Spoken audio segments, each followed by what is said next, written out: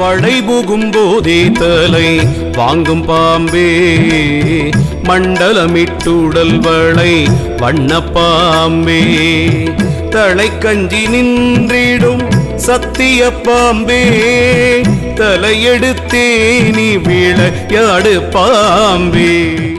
மூலாதாரம் என்னும் வலையில் புகுந்து தலை மட்டும் மேலே வரும்படி உயர்த்தி தூக்கி சுழமுனையோடு குண்டலினி சக்தி ஒன்றியிருக்கும். குண்டலினி சக்தியானது மூலாதாரத்தில் 3 வட்டமாகவும் அரை மடங்கு உயரமாகவும் இருக்கும் நாடியில் புகும்போது தடையின்றி செல்லும்.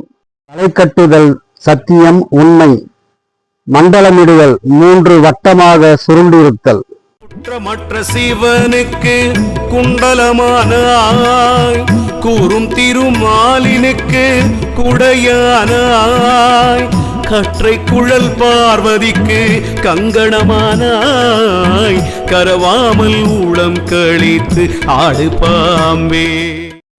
குண்டலினி சக்தியானது பாம்பாக உருவகப்படுத்தப்படுகிறது.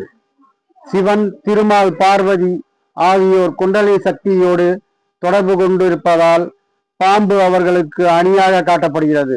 இவர்கள் மூவரும் யோகிகள். மேலும் பார்வதி தேவியார் மூலாதாரத்திலும், திருமால் நடு உடலிலும், சிவபெருமான் தலையிலும் இருந்து குண்டலினி சக்தியை தொடர்பு கொண்டுள்ளனர்.